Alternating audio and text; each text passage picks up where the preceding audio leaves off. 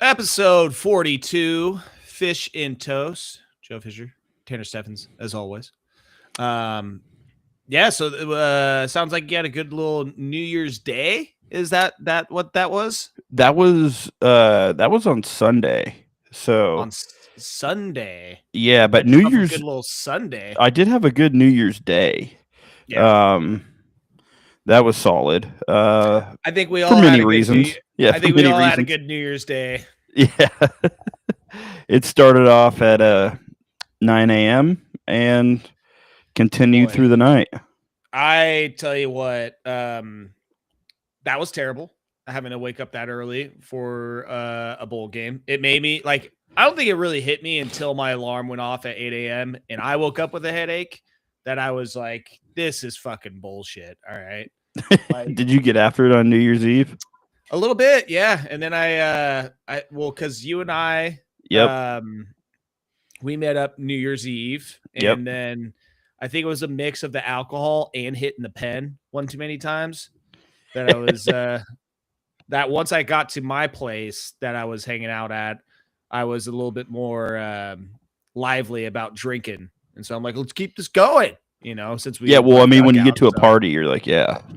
well, it wasn't. See, and that's the thing is that the party was kind of dying down by 10:45. It was just me and the lady that were there over at her friend's house. Oh, okay. And there was some good food, but it definitely was one of those like, all right, we need to get through this last hour 15 because I'm ready to get the fuck out of here already.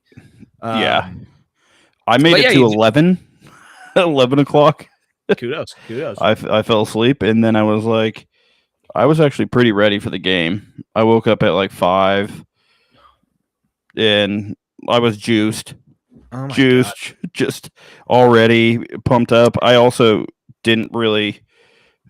I had a little bit to drink after I got back, but like after meeting up with you, but not much.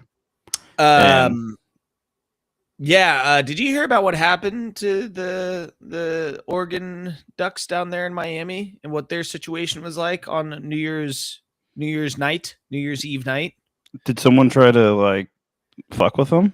No, that was not necessary because apparently right outside of their hotel was a giant fucking New Year's party that had like Pitbull, Flo Rida, Marshmello performing until like 2 in the morning.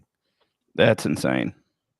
Yeah. 2 in the morning their time. So that would have been, 11 o'clock our time. But Yeah, when but you have to still, like wake up that's and what. get ready Yeah, for like, so basically when you account all factors in of them having to go across the country, play a game at 9 o'clock our time, and you got kept up awake until 2:30 in the morning local time in Miami because you have to listen to Pitbull, Flo Rida, and Marshmallow. I know my rent was gonna be late about a week ago.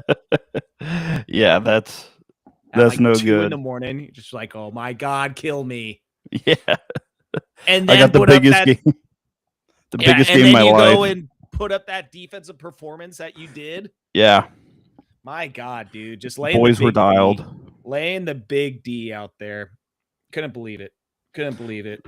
I was, if you would have told me, we'll do the classic. If you would have told me a week ago that the offensive line would play as poorly as they did, the offense would be shooting themselves in the foot, they wouldn't score their first touchdown until the second half, then I would have been like, boy, it looks like Texas Tech got after him, which they very well did. But to expect our defense to do what they did against Texas Tech, I would have never guessed that would have happened. And that was the second shutout in the Lanning era Yeah, that defense put up. I mean, what a game to have your best defensive performance. And I mean, the guys looked locked for the most part, minus like Bryce Betcher's missed tackle he had in the backfield Oh where yeah, the guy sprung it and for like 70.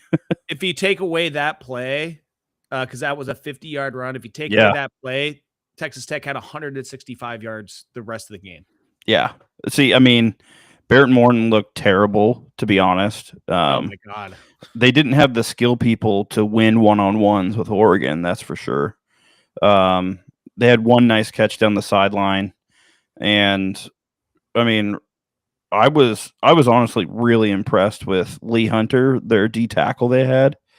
Um, he was the first guy that I saw make Poncho look weak. Like he was throwing him to the side, chasing down the running backs. Like he was impressive. Like I mean, not only David Bailey, like 40-inch vertical on the end, like jumping up, batting balls, but Dude, not even batting balls with his hands, with like his gut, like the yeah, way that it by the was like time he was done there. dunking them. And that part of their defense was legit. Their defense had a great game plan.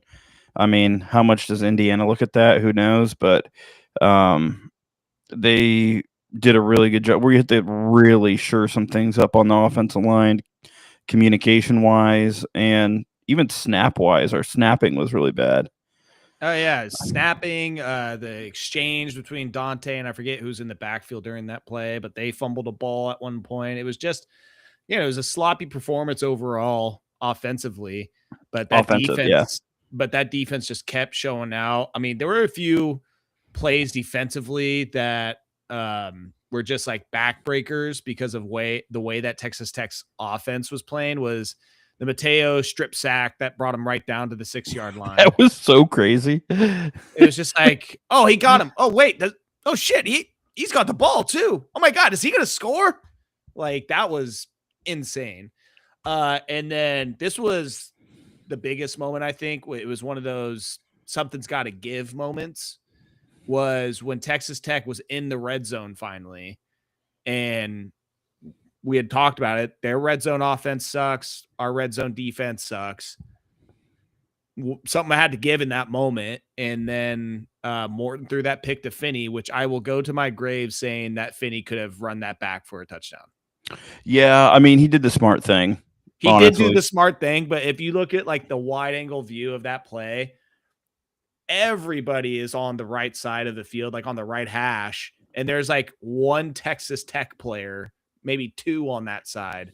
And Oregon had 3 dudes on that side. I was like, dude, if he wanted to bring that out, he's taking it at least back to the 50 on that. Yeah. But that was a moment where I was like, they're not going to get a better chance than that. Their offense hasn't been able to do anything. That's as close as they gotten, and they just fucked it up. Yeah. Yeah, it was one of those ones where he was in the right position too. Just dropping back on that. And I think he kind of disguised what he was doing in that coverage. It was either that, and obviously we don't know what the assignments are the whole way, but like that Texas Tech receiver that came off the line, like he showed very early that he was not to be worried about. Yeah. And so it was either Finney, it was designed for him to disguise his coverage to drop back like that, or he just made a heads up play and was like, I ain't got to worry about this dude. We already have a player over here. I'm going to drop back into coverage and go get this pick. Either way, it was a fantastic play. And like I said, just what I thought was the nail in the coffin at that point. Yeah. I mean, what Barrett Morton said after the game, he did say he's like, they ran a lot of different coverages they hadn't shown all year. Which confused him a lot, and you could see it on different coverages. He didn't have anywhere to go with the ball. He wasn't sure. He held it a little bit longer. Tatum did a good job getting to the quarterback. Yeah, he's had a great playoffs. Yeah, so gonna need that to continue. And tackling. There was a fourth and 1 they went for. They handed the ball off. Jaden Kennedy huge play, beat his guy, shucked him off, and then made a great tackle right there. No gain. It was like, those are the kind of plays in years past we haven't made. Yeah. We're making those plays. Dylan Thieneman filling the alley, just absolutely thumping the running back in there. No gain. Like, we haven't had that safety come up and fill the alley like that, like elite teams do, in a while. So that was really nice to see. So, I mean, a lot of different things happened in that game defensively that were positives, and hopefully we're starting to hit our stride at the right time defensively. But offensively, still a lot to be left desired and still haven't put together their best performance. Yeah. It was yeah, I mean it was a tale of two units. It was just like offense they get about like a C possibly Yeah. for their performance. Defense A plus. I mean, that first drive, they were moving the ball, it looked good. We hit down the seam, we hit Jamari Johnson down the seam. Then we Yeah. were hitting the outsides, hit Jeremiah McClellan. I was like, all right, we're throwing the ball around. Like Dante looks comfortable. If we can get him in a nice groove early, that was great. We couldn't really run the ball at all because the blocking was pretty bad for the most part. And then Dante started getting pressure on him. And when he didn't have that opening script of places to go to real quick, it started to get a little bit more confusing. And if he's going to have a hard time with that, Indiana's going to have a field day with him. Yeah, I mean, this is a, fool me once, shame on you, fool me twice, shame on me kind of thing with this Oregon offensive line because first game against Indiana's the first game for Oregon's offensive line against Indiana did not go great. No. This game against Texas Tech offensive line did not go great.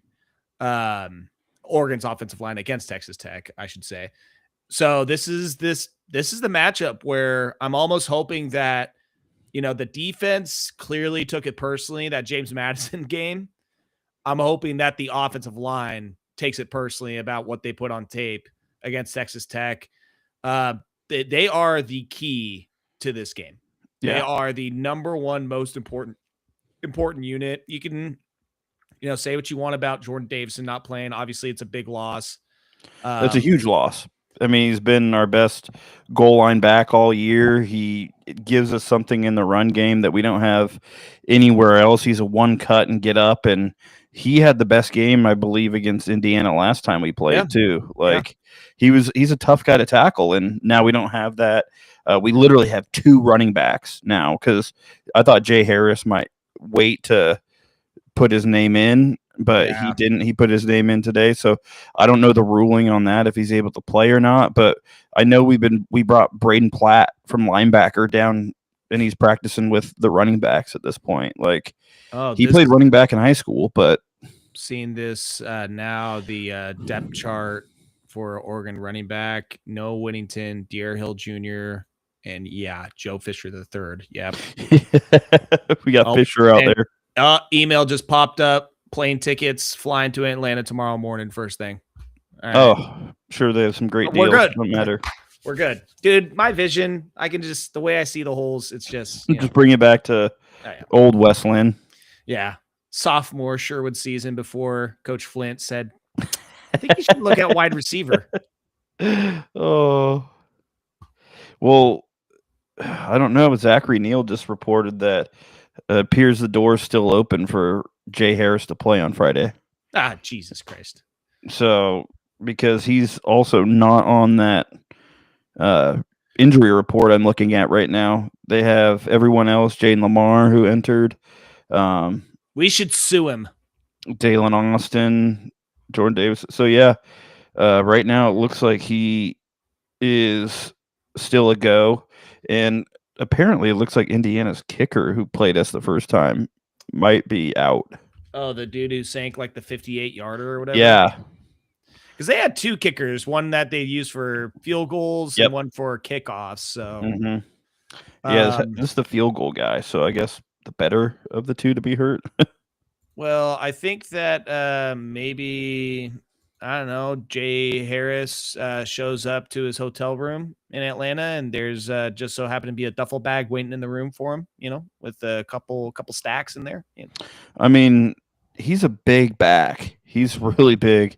I mean, I think if he played with better pad level, he could be a little bit more effective.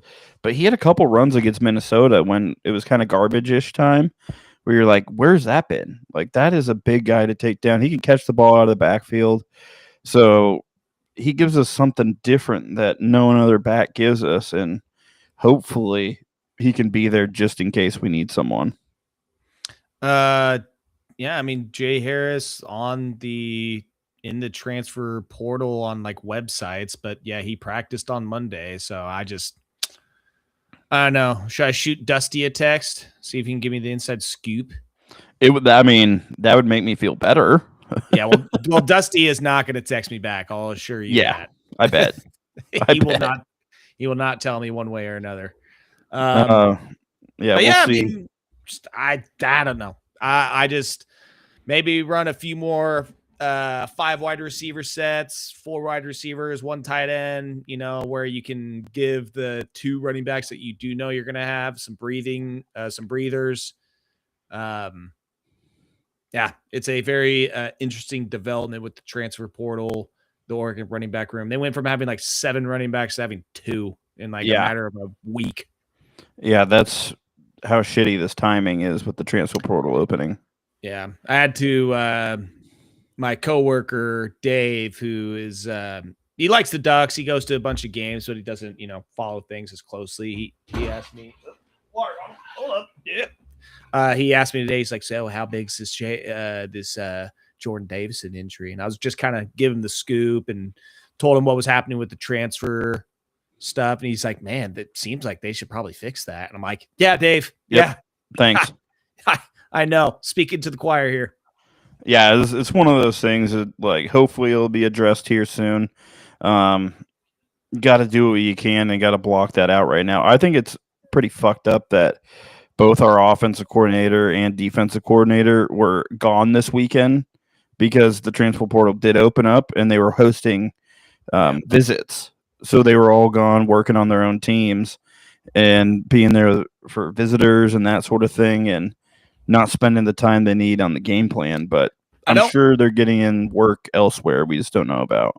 I don't like it. And hey, if it takes Damon Williams and the Washington Huskies to fix this whole transfer portal mess, then I'm all for it. Okay. I was loving that. That was hilarious. I don't know if you saw what I tweeted last night, but I with all this news, and it's Pete Thamel. He tweeted that Washington is prepared to pursue all legal avenues to enforce his contract. I was like, I think Damon Williams is a fine individual that can do whatever he pleases. Well, also with that, like, you can press these charges or whatever.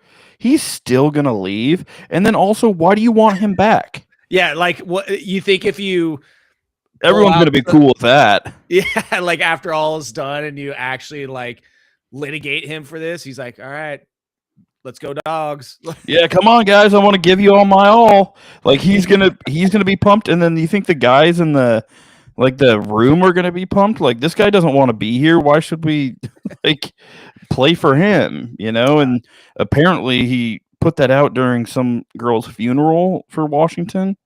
Yeah, it was a soccer player. Right. Yeah, I was gonna say I know that she had died recently over the last couple of weeks or something like that, and so yeah, it's not good. It's not good. It's pretty ugly up there in Montlake. But to get back to the Ducks here, a team that is on the field. Yes. I can't tell you how nervous I am for Friday.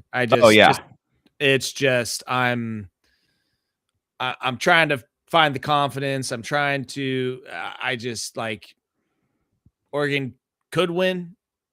They have a great team when you but the thing is like all the things I go back to, it's like they have the more talented roster. They have more 4-star, 5-star players. They have more blue chip recruits, blue chip players on their roster. Didn't matter the first time. Not at home. Yeah. And that's what makes me nervous is and it's like, is it one of those, all right, well, this is where the rubber finally meets the road for Indiana. They have had a couple games where they've had to escape with Penn State and close one with Ohio State, but then they just fucking worked Alabama. They could have really lost to Iowa too. That too. Yeah. That late pick Iowa had that should have sealed it for him, and they somehow gacked it. And I just keep thinking everything keeps working out for them. It just keeps going their way no matter what it is at the end. And they don't make mistakes. It's just if you make mistakes, you're fucked against them. And you cannot give the ball back to them like we did against Texas Tech. We're going to be screwed. I'm not confident at all going into this game. Dan's record with rematches have not been good when he's lost to him before. Yeah. Um, it seems like I think from hearing Bryce Betcher, it seems like the team was definitely not as locked in as they needed to be for the first matchup. They didn't take it as serious with their prep. The James Madison game? No, the Indiana game coming Oh, off of that because we came into a bye after that, yeah. and he said that was on us. We did not. We were really lax with our prep for that game. I don't know if it's because they were like, it's just Indiana. Like, we should be fine. But we got out coached. We got outplayed, out hustled. Um, there's going to be a lot of chip on the shoulder game for this. And you're right. We do have the talent advantage. But talent only goes so far if it's in the right place, playing hard, Yeah. doing the right thing, and on the right scheme. They have a perfect scheme for what they run. Um, I said it. I mean, I think Brian Haynes is the best coordinator in the country right now. I think he consistently lines his guys up where they have an advantage every time, and it's tough to beat. And he forces you to do something that you don't want to do or to see ghosts in Dante's perspective. But he also seems like he is in a little bit better place as far as game prep and mentality and mental going into this. So Let's hope, man. I'm extremely nervous. I mean, obviously it's a huge game. And also it's just like the factor of like having a school leapfrog you yeah, in 2 years and going on to beating you twice in a seat. Like after, I think it's just the 3 straight years, it would just be like of Washington, the two losses in 1 year, and then Ohio State last year, and then Indiana. It would just be like emotionally exhausting after yeah. this and just crush you. I mean, it's amazing being able to be in this position. We went from being the quarterfinals, now we're in the semifinals, and it really just seems like at least we have made that jump this year. We're not going backwards. We're not staying the same. We made a jump this year, but it really shows you how much coaching and scheme come into play. Because when you have a team that's less talented and they're doing what they're doing all season, haven't been beat, you know it's for a reason. I mean, they have talent. Don't get me wrong. Mendoza can make every throw out there. He's annoying. He runs. Like he takes off and runs for these like 10-yard gains, picks up first downs when you think that they should be sacks. And then they just constantly like they don't have any big names on their offensive line, but they play together. They run that like zone blocking scheme really well.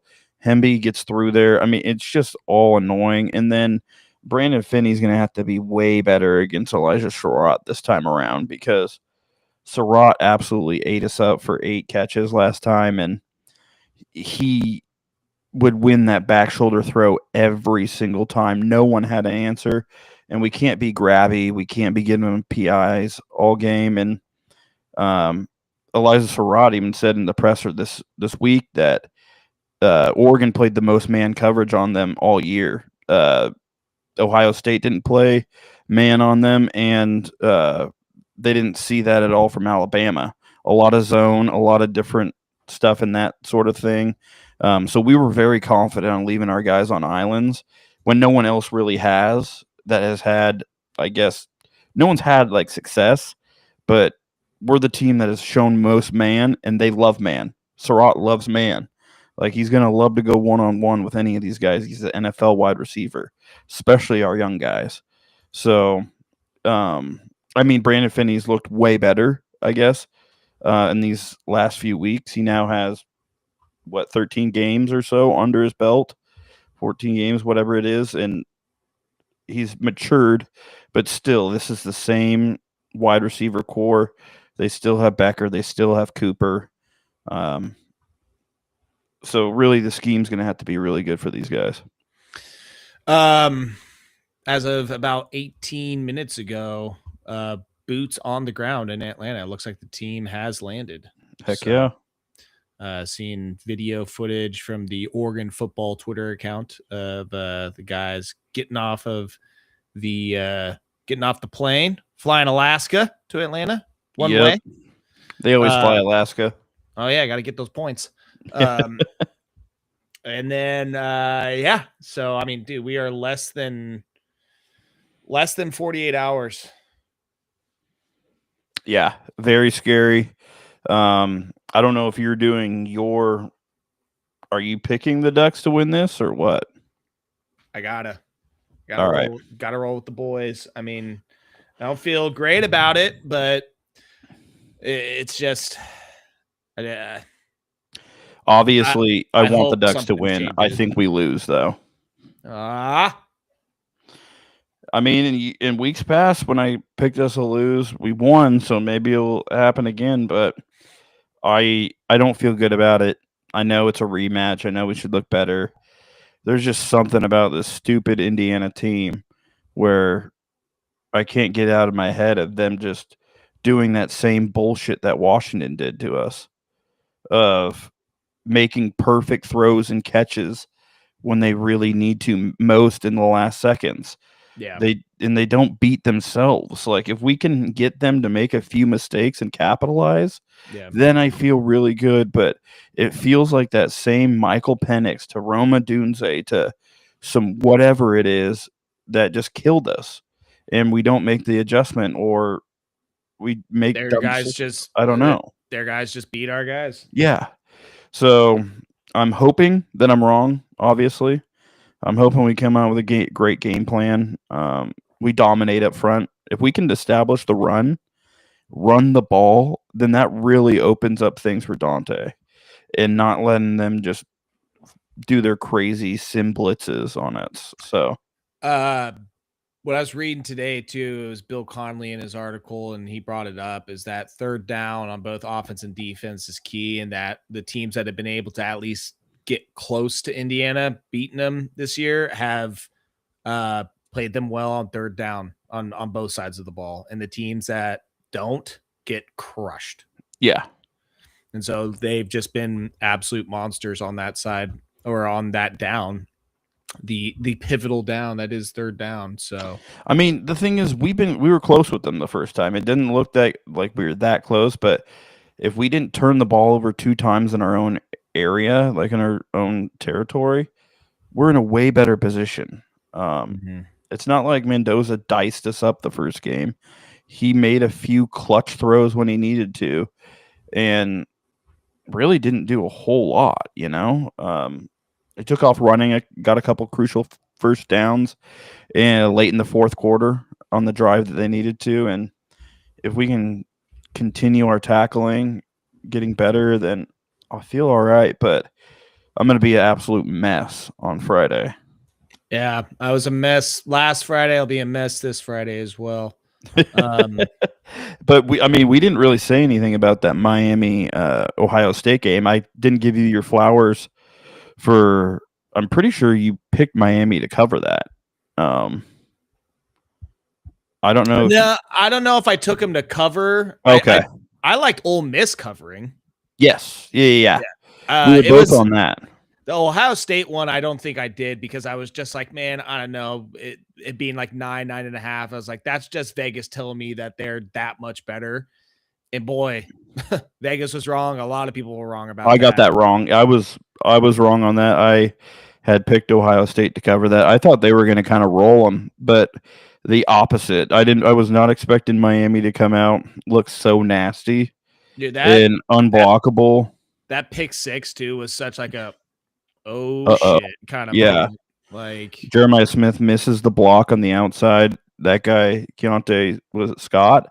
He picks it off, goes however long for a touchdown. That was absolute momentum right there. That was the game. That was a vibe shifter for sure. Yeah.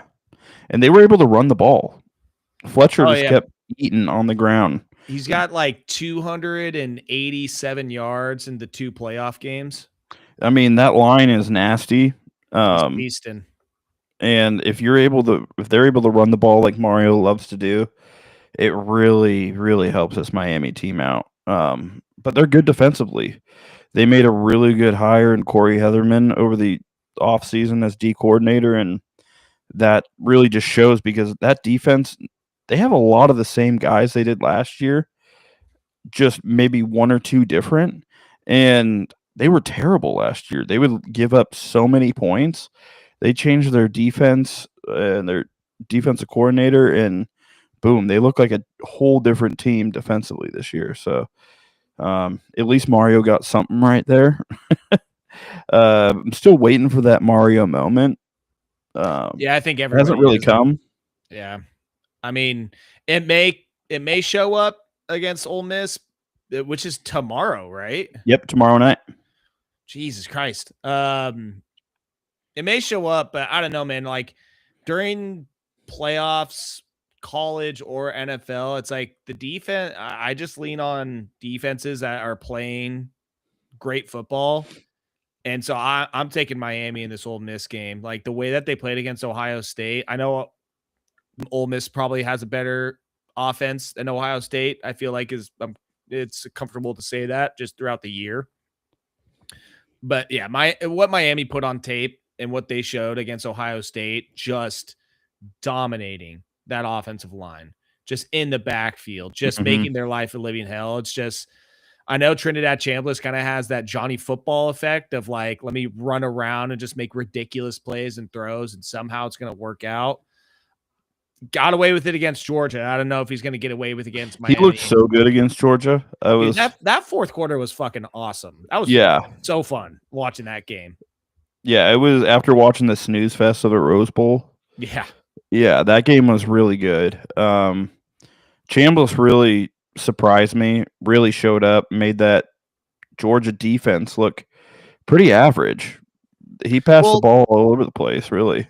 And the Georgia defense has been kind of bipolar this season. Like they did not start off the season very well, and then like the last 4 games before Ole Miss, like, and granted one of those games was like Charlotte or whatever, but they had been playing a lot better defense over the last month before that, and then they just went right back to giving up plays, big plays, and letting Lacey, is it Lacey running back? Yeah, yeah, just run all over him, and then Chambliss able to just run around and run backwards 20, 30 yards and still get the pass off. So yeah, I mean, I liked the idea of it being high scoring. I liked the idea of Ole Miss covering. I wasn't confident going with them winning that game, but I felt like they're going to keep it close. And Georgia going for it on that 4th down was just, dude. And Kirby after the game's like, yeah, we weren't supposed to snap it on that. I'm like, that's on you, dude. That's like you not communicating that to your fucking players. Yeah, communication was lost on there. And making sure that everybody's on the same page that, hey, whatever you do not snap this ball. Yeah, unbelievable. Yeah. But now we got that side of the bracket. I got nothing right. I thought it was going to be Ohio State, Georgia. And now we got Ole Miss, Miami. So like how crazy of a year is that, you know? I kind of thought that it was going to be Indiana, Oregon on this side.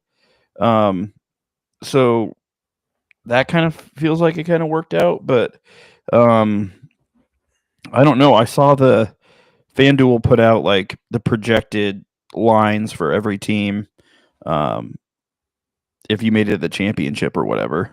Mm-hmm. And Oregon would be favored over both Ole Miss or Miami. Yeah. But Indiana would be favored over both of them by 2 or 3 points more. So it really seems like this side of the bracket is going to be they're going to be the favorite no matter what going into that, which is kind of crazy to think about. But just I'm excited for the game tomorrow. It'll really set the stage on. All right, you already know who you're going to play if you win. So you see how those teams are looking, and I mean, there's only 2 more. I mean, 2 games this week, so you better be dialed for it. Gosh, that game, 4:30 tomorrow. Yeah. Yikes. I just This week especially has snuck up on me. It was just like obviously waiting for even the first round. It was like 2 weeks, 3 weeks of having to wait for it, and then the first game, second game, the one against Texas Tech, the Orange Bowl, it was like a week and a half. It was like 10, 11 days between games. And it's just like, can we just get to this fucking game and play this game, please? And now this one, it's like both of them. It's like, all right, you're playing. Yep. I think Ole Miss kind of got shafted too because they played New Year's last Friday in the final game. Yeah. And then Miami essentially got a whole extra day rest out of this.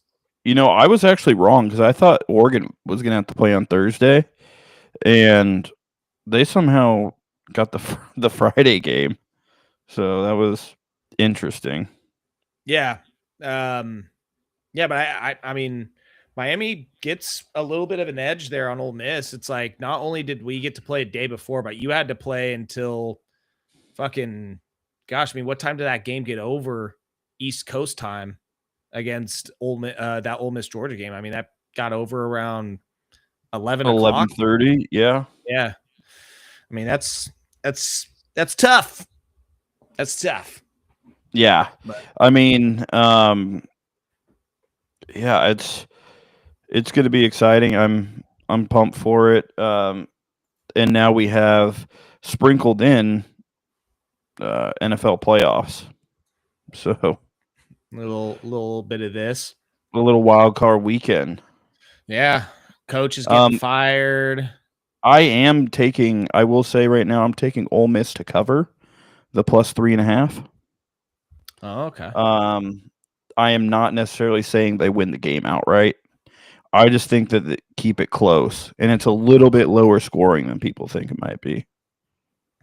Yeah, I like all that. I like the sound of all that. I could see Miami covering, but winning by like 6 in a 24-18 random score game. However you get there, I don't know, but maybe a 27-21, somewhere in there. That might even be too high scoring, but that would be getting closer to the total number there, 52.5. Yeah. So, I don't know. I'm pretty sure. I didn't talk or say anything like when we were talking about the Oregon game, but I'm pretty sure the Oregon team total for this game is 21.5, which is honestly higher than what I thought it would be, considering we only scored 20 points the first time we played them, and one was a pick six. And Indiana has not been giving that up lately, like that amount of points. So it kind of made me feel better that it was 21.5, because I think a lot of people are going to want to hit under on that with the way that defense has been looking and the way our offense just looked pretty bad last game. Like, you get 21 points and the hook with the half point. So that part of me thinks that we might actually put up some points in this game, and it might be a little bit higher scoring. I will give you two little nuggets about these games. Did you see who made their prediction for the Fiesta Bowl between Ole Miss and Miami? Oh God, no. Apparently, the Phoenix Zoo has a. Oh yeah, that rhino. Yeah, he's Chudy, 1-3. Chudy the Cootie. Well, you know who the one game he got correct was. Was it the Oregon game? You bet, baby. Goddamn All right. He was smart enough to do that. And apparently they changed it because he used to like choose a football or something like that. Zookeepers customize boxes for the two teams that will compete in the game. In the past, it was boxes. It's just in the past, whichever box Chudy interacted with first was his pick to win the game. However, he hasn't been very accurate. This year, they tweaked the tradition a bit. Instead of predicting the winner based on the box Chudy interacts with first, claiming the team, they reversed the rules, claiming the team box that gets the first interaction will be the loser. So they switched it because Chudy's betting record absolutely sucks. Yeah, I'm sure they're trying to do something with that. They're like, listen, if we're gonna keep doing this, we gotta figure this out because Chudy's making us all look like fools over here at the Phoenix Zoo. Also, and I know your love for all types of food. Did you see what they will be serving at the Peach Bowl? It better not be soup. It's not soup. No, Okay. it's a shame that there isn't soup, but they will be selling a brisket sandwich. Oh, didn't they do in half and half for one Yeah, half Oregon, one half Indiana? they're doing a $35 brisket sandwich. It's a 2-foot sandwich on I 12. think I saw a picture of it. I'd crush this thing, all of it. The two sides, Indiana's end will be topped off with coleslaw, pickled onions, and a cherry bourbon barbecue sauce. And Oregon's half will contain pickles and a brown sugar barbecue sauce. I gotta tell you what, I think I'm. Oh, fuck, both sound so good. It depends on the type of. It depends on the type of pickles. That's a sylph right there. Okay, that's a Yeah. sylph. If the pickles are bread and butter, then I think I'm leaning Oregon. But pickled onions, man, I'll crush some pickled onions. I hate onions too, but pickled onions, they're just so sweet. They're like candy, man. Like it is. Yeah. I wish I could help you out with that, but no. Yeah, I figured that you wouldn't. Yeah. Oh, well, are you trying to talk a little bit of this wild card football weekend? Yes, let's do that. Because I'm not taking much from last week's results, honestly, other than that crazy Steelers Ravens game that decided who goes to the playoffs, dude. and then fires John Harbaugh.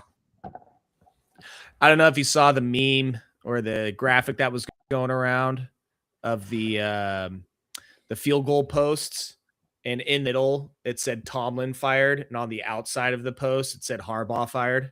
Oh no, that's so funny. Because you gotta wonder if that kick goes in. I mean, do they fire Harbaugh if he loses the wild card game against the Texans? Like, do they fire Tomlin if Tyler Loop makes that field goal? Yeah, it's gonna live in the world of what if. I will say, I don't know if you remember, but I did pick the Seahawks to win that game, and you picked the Niners. I told you it was my biggest bet of the weekend, and right. I was standing on business for that game. You were, and I brought it up because I believe I talked. We did our last show last Tuesday. Yeah. And I brought it up on air when I was with Rashad. I was like, I'm going with the 49ers. I was like, but my buddy Tanner, he's telling me this is everybody's zigging. This is when you got to zag, you know. I'm telling you, this is where it happened. I did pick the Steelers too. Got lucky on that. Got lucky on the Steelers with Loop missing that field goal. So I'm not gonna. I think I went 0 for 3 on the divisional games. Like obviously the Panthers. I said that the Panthers are going to win the game. I was like, before I said that they were going to win the game, I was like, I think they're going to win the division just based off of even if they lose, they still have the better chance. Yeah. Because if the Falcons win and they end up in the 3-way tie, you know, so they still have a better chance than the Bucks. Which was true. Yeah, but I still ended up taking the Panthers, the 49ers, and the Ravens to win all those games. Oh, it was funny. Tyler called me and he was all pumped up about the game that night, and I had to break his heart. I told him, you know what? I hope I'm wrong for your sake, but I already chose. He's like, fuck, that's not what I wanted to hear. So I didn't help him out with that at all. That game sucked. One, it was boring, and because you get the anaconda chokehold from the Seahawks defense when everyone's praising how many points the Niners have scored the last few weeks.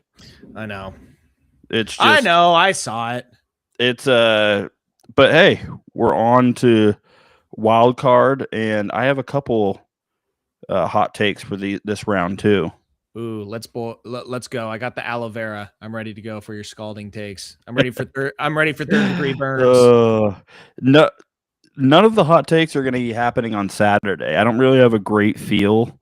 Um, I mean, obviously, I think the Rams beat the Panthers.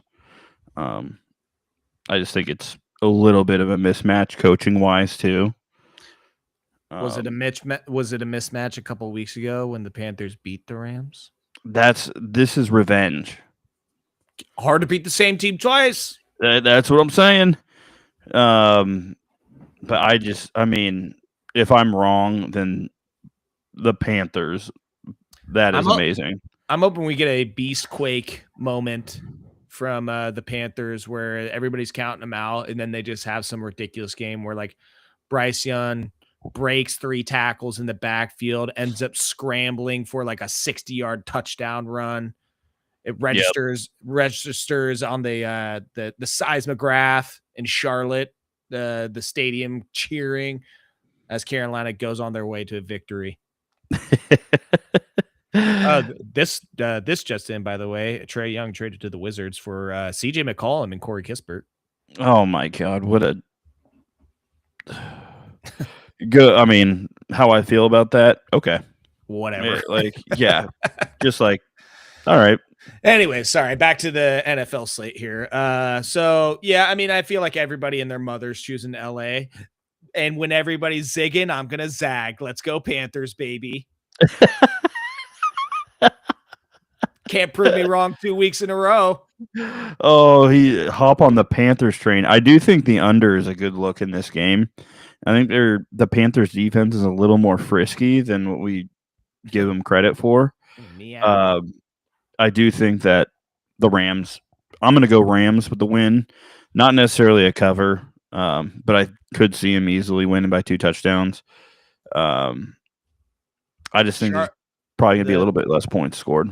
the weather on Saturday in Charlotte, 75% chance of rain, 18-mile-per-hour winds. It's so crazy they have to go to Charlotte. That's the NFL, man. I mean, they've been doing this is how it goes, I know. It's just that's wild to me. Win your division. I feel like the NFL still holding on to this divisional winners is like they're like the last one to do it.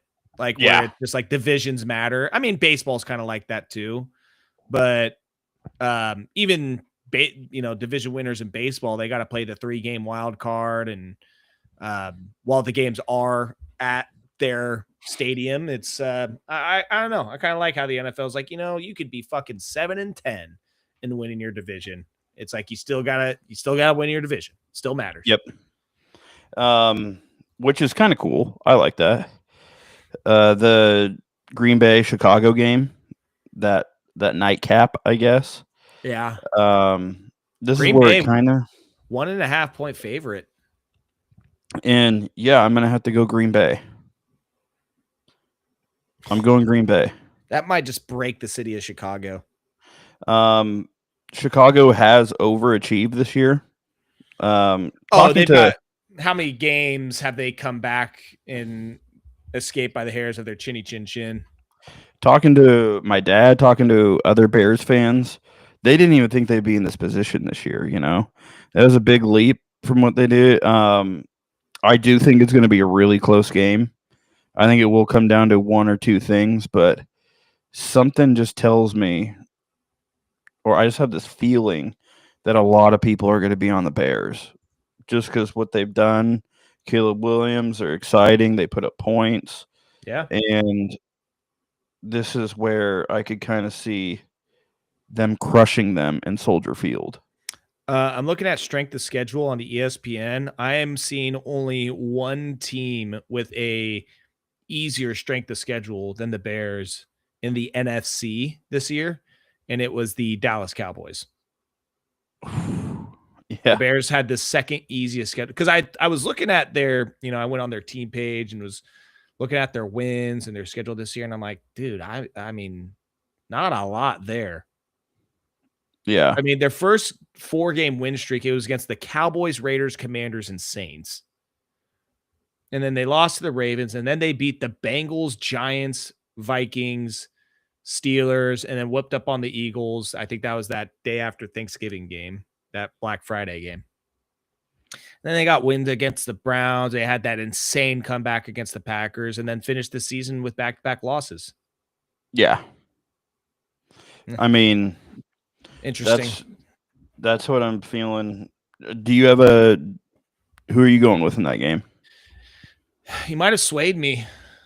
I just feel like there's like at some point, I mean, hell, maybe that was their one win against Green Bay. That was the one that they got, the one a couple weeks ago. It was just like, hey, the football gods were like, we'll give you this one, but playoff time. Jordan Love, he did show up last year, but had a great playoff a couple of years ago. This is the first time for the Bears. They have not been in this situation before. I think I he think might have. Ben Johnson's good coach. Like I think they're going to be ready. It's going to be close. I think if the Packers had Tanyan, that would really help them. Damn, I had no idea. I didn't even realize the Bears lost 4 games in a row to finish the season. Yeah, if they were playing a little bit Or better excuse at me, the the field, Packers the lost 4 Packers games. did. Yeah, but that's what also makes it weird. Like Yeah. they're coming in on a losing streak. They're not. They haven't been hot. Josh Jacobs has been hurt. Um, he's still playing, but he's hurt, and it's just weird to me. This line, like, why are the Bears not Favored at favored home. or more? Yeah. So I'm gonna have to go with the Packers, unfortunately. Jordan Love's coming back. Yeah, this is stinky. It's stinky. Then that takes us to Sunday morning. And this is where I'm gonna go. Why did they put this Sunday morning? This should have been Sunday night or even the Monday night game. Yeah, I kind of agree. No offense to your Chargers, but I mean, I mean, I see. I don't want to be playing at 10 a.m., but this game's a little crazy to put at 10 a.m. as well. yeah. This is where I am going to put meat on table, and yeah, flopped on there, ready to go, and I had my biggest bet of the weekend on the Jacksonville Jaguars. Dude, let's go. I think this is the spot. He puts the big D in Duval, baby. Yeah, this is. I know you said this is the year for the Bills to do it. Whoa. I never said that it was the year for them to do it. You I just said said this if they don't, years. Yeah.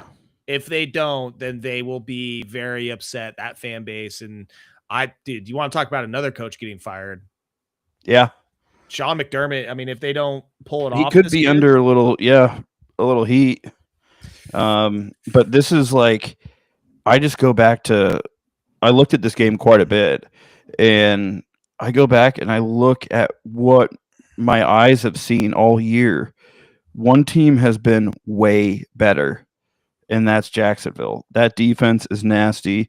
That offense that Trevor Lawrence is rolling right now, they're doing everything. Like they're playing good at the right time of year, and I just don't know after watching them play, like the Bills play a good defense, what they're going to do. I don't think they have enough answers for what the Jags can do to them, and being at home, I think that helps.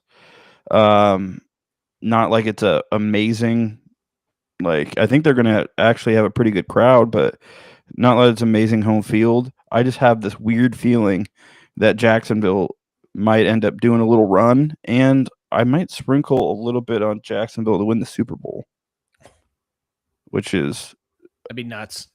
Good odds. But yeah, this is the one of the games this week where I feel best about. All right. By the way, Bills boast the number 1 pass defense in the league. Jacksonville boasts the number 1 rush defense in the league. Yeah, well, what are the Bills good at? Usually rushing the ball. Mm-hmm. And then I also think that the Bills are in a division where teams don't really pass the ball well. But, I mean, I guess New England's okay, but they like running the ball too. Yeah, New England. New England actually finished 4th in the league in which is passing surprising yards per game. because But they were just like, again, like Drake May, he was so consistent throughout the year. It was always like 225, 240, 275, 230, their 290. strength of schedule is really bad too. Yes. Yeah. So Oh my God. Yeah. Their strength of schedule this year, win percentage, 391. yeah, Dear God. yeah, It's like, it's funny when numbers just put it into context for you. Cause like we knew that, but then you see that number and you're just like, Jesus Christ. like you didn't realize it was that bad. Yeah. This San Francisco Philly game, I'll beat you to the punch on this. Okay. Two things about this. One, I'm glad that the two teams that I hate most in the NFL are playing each other. So that means one of them gets eliminated right away. I didn't realize you hated the Niners so much. Yeah, I hate the 49ers so goddamn much. I want to talk about a team. Talk about a team and a fan base that boasts and brags as much as they do, and they have a Super Bowl further away than the Cowboys. Yeah. So think about that. Suck on that, 49ers. Oh, that's funny. But I'm taking Philly all day. This 49er team, bruised, beaten up. They needed that first round bye more than anybody else, and they couldn't get it done. Now they got to go all the way to Philly, play against that defense. Godspeed. I mean, I'm right there with you. I think it's just going to be another. They just played against a Seattle defense that'll choke you out, and they'll do the same thing to you in Philly. Like, it's going to be cold. Those California guys are going to go up there and experience a nice run game. I don't think they're healthy enough. And this Philly defense is too good. So I'm right there with you. I'm looking at the AccuWeather report for Sunday. Cloudy in the morning, breezy with intervals of clouds and sunshine in the afternoon in Philadelphia. But a little bit of wind, 12 miles per hour is what it's saying right now. But yeah, I hate the Eagles the most, but taking the blue and silver colored glasses off and looking at this game as a football game. Yeah, give me the Eagles. It's the second biggest spread of the week outside of the Rams-Panthers game. So, and then that brings it to your boys on Sunday night. I've been waiting all day for Sunday night. Yeah, talk about another game that I'm actually pretty nervous for. I don't feel amazing about it. I'll say that. I don't care that we have to travel because we've done better on the road this year. We don't really have a home field anyway. I say that every year. Justin got at least a week to kind of heal up a little bit. We rested a lot of players for that game. We played Keenan Allen, so he got his incentive. He got his $1 million bonus. But with the way that New England's played this year, we haven't played them this year. So this is our first time meeting. Last year we played them, I believe, and we kind of beat them up on the road. If we can kind of emulate some of that same thing, they didn't have Rabel last year. Really good coach. So I am nervous for this game. I think it's a winnable game, though. I'd rather play New England than pretty much anyone else. So, I would still give the edge probably to New England. But I mean, I'm trying to look at all the teams and try and figure this out quickly, but the Patriots, at least on the AFC side, they have they ranked 19th in the NFL in pass rush win rate. They ranked 19th in the league. When you compare it to, I mean, hell, the Texans, they were 21, but their run defense, their run stuff rate was 6. Just trying to look at some Broncos, 3rd in the league. Go figure. So, I mean, I think of the teams that you guys could have played. I mean, playing the Broncos, playing the Texans, playing I mean, the Patriots defense scares me the least. It's still a good defense, but it's not But their pass rush is the worst out of all those teams we could have played. Yes. Like Yes. that's what really gets us. Like if you have Now, a really good pass rush, we're in trouble. Like pretty much all game. Like I will say though that against your guys' offensive line, I don't think you need that good of a pass rush to. No, but like a little bit kind of helps, I guess. Like No offense. yeah, no, I mean, I totally understand that, but if we have any chance of winning a game, I just want to win a game. To be honest, it'd be great to be able to win a game because I don't think we beat the Jags anyway. If we win, or I guess the Bills, whoever it is. Well, I'm sorry, I don't have the bracket pulled up. You guys are the 7 seed. Yeah. And I feel like I have to ask this every year around playoff time. They no longer. Okay, they do where it's the Broncos will play the lowest remaining seed. So you would play the Broncos next round. Oh, I would love that. Oh, whoa. Yeah, I would much rather play the Broncos than because the Jags or the Texans. Yeah, I mean, I think we could beat the Broncos. Like that's we've already done it this year, and it's one of those teams where you could see how fired up our players were after that game. Of like, wait till we have everyone else. We want to come back here and we want to give it to them. That is one of the things where I'm like actually somewhat confident in beating in the second round if we were able to get there. But I don't feel good against either the Texans or the Jags at all. I'm with you on that.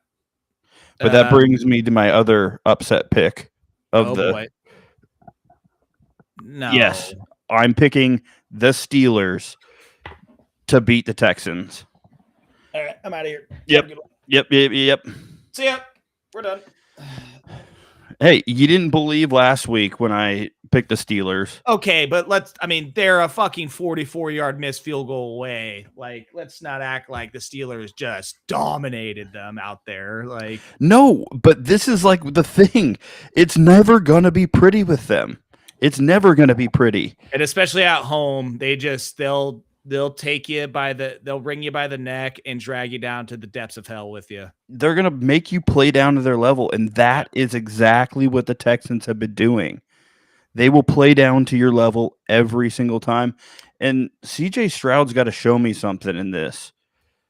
They can have as good as defense as you want. I mean, do I think the Steelers are going to score a bunch of points against them? No, but I just don't see the Texans score. That's why this total is, what is it? 38.5, 39? Like, it's 39.5. Yeah, it's low for a reason because these teams are going to score. It's going to be a field goal fest out there. Well, even during their winning streak, they only had one game two games that were not a one possession game. That is the Chiefs 20-10 and Cardinals 40-20. I mean, Riley Leonard last week actually looked pretty good. They threw the deep ball. They're getting DK back. I don't know how much that's going to actually help. Well, it's going to help. I mean, because they don't really have a ton of people to throw to. No. But he's a mismatch whenever he's out there. I just think that a lot of people are going to be because you don't want to take the Texans. Who wants to take you don't want to take the Steelers. Who wants to take the Steelers in this spot? I'm going to get super gross, and I'm going to get in the dirty depths, and I'm going to take the Steelers to win this game. So you're taking Steelers. Yes. More power to you, man. I think it's gross. It's only 3.5, 3, whatever it is right now at this point.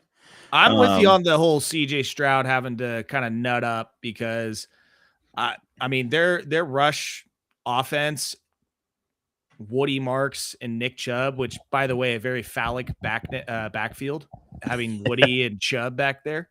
I didn't even think about that, but that's hilarious. But I mean, they didn't. It's not like they were world beaters running the ball, No. and their offense leaves a lot to be desired. And Pittsburgh's defense at home, I see where you're going with this. Jesus Christ, you're very convincing, sir. I mean, I say do your own thing because this one's gross. Well, Like, Rashad and I, because I'm pretty sure. I gotta look at this schedule real quick because the first game is at 1:30 on Saturday. Yeah, so Rashad and I on Saturday on our show, we are gonna fill out a playoff bracket. okay, I'm gonna have us both fill out our brackets, and so I got a few days to sleep on it. You know, do I pencil in Panthers all the way? Do I? is that gonna be that's gonna be your pick? I'm going Panthers. They get hot at the right time. Oh, Bryce Young, Yeah, absolutely. dude. Could you imagine? Sometimes I like to just play these fake scenarios in my head, and it's just like, have the movie reel just going off. Like close my eyes for a second, and it's just be like, holy shit. Oh my god. I want to say, I swore I saw something about the Panthers that like their Super Bowl odds got worse at the end of the season. Like even with them going and winning the division, their odds got worse somehow. I was like, oh my god, they're like a plus 10,000 or something. Oh my god. Yeah, I like the value. I'm a value guy. Okay. Might throw a buck down. Who knows? How pissed are you though that Signetti ruined your parlay? Oh, absolutely devastated. That You that took had all so much first round life. teams. Yeah, of course. Of all teams to ruin your first round team parlay, it was Signetti and the Hoosiers. He's just raining on my parade everywhere right now. Unbelievable. It's all right. I can hate him this week. I respect him, but I hate him at the same point this way. I think Lanning and Signetti kind of have a crush for each other. Their little press conference was kind of funny. Yeah, it was. I think they both secretly love each other. Well, he says it's all BS. Lanning does. He says that it's just he thinks that it's all for show. Everyone everyone being nice to each other, all the coaches. Well, dude, I feel like a great example of that was last year in the semifinals with James Franklin and Marcus Freeman. James Franklin was kind of being a douche and like kind of trying to like sun Marcus Freeman the entire press conference. And it seemed like Marcus Freeman was just kind of like getting pissed. Yeah, but also like kind of just putting up with it, being a professional about it, but also like low key was kind of like, dude, fuck this guy. Like I was kind of happy when they beat Penn State because I was just like, you know what? Good for you. Because obviously you're not going to root for Penn State in anything. But yeah. But yeah, that was one of those moments where I was just like, dude, James Franklin can kind of choke on one. He's being a douche right now. Oh yeah, it's ridiculous. But Marcus Freeman, he had to play it cool, play it professional in the press conference because they sat. And I don't know why they have them sitting next to each other. Are they gonna do something like that? I know it was like a Zoom press conference this time, but last year they had the semifinal coaches sitting right next to each other doing the press. Well, they did that for the Orange Bowl too. McGuire and Lanning were right next to each other, and then today they did that with Mario and Pete Golding. They were right next to each other, and they have their press. So media day tomorrow. They will be. It'll probably be like a 30-minute. Yeah, I'll be watching. I'd be so pissed if I were them, though. It's like, dude, the game is literally tomorrow. Like, I know, like we have to, like that's how I felt when McGuire and it's like they're playing tummy sticks, like back and forth when you know that they really don't fucking care. Like we're competing against each other tomorrow. Like, why are we doing this? Yeah. Well, you ready to wrap, my friend? Yes, sir. Ready to get to Friday. God, seriously, it's gonna be a long. What is it? 7:00. So I'm gonna try and do the math real quick. It's gonna be a long 45 and a half hours. Yeah, until kickoff. Oh, I think I just nailed that math wise. math guy. Not usually my strong suit. Ever since college, man, my ability for mental math has gone out the window. Like, It never stays. no, it left me. And I used to pride myself on my mental math. I used to be sharp as a tack, dude. And nowadays it's just I'm stumbling. I'm like, Yeah, I 6 never was. So times 3, 8. Two. Yeah, eight. No, yeah, it is 18. Okay, no, let me grab the calculator real quick. That's hilarious. All right. Well, I will see you on Friday, though.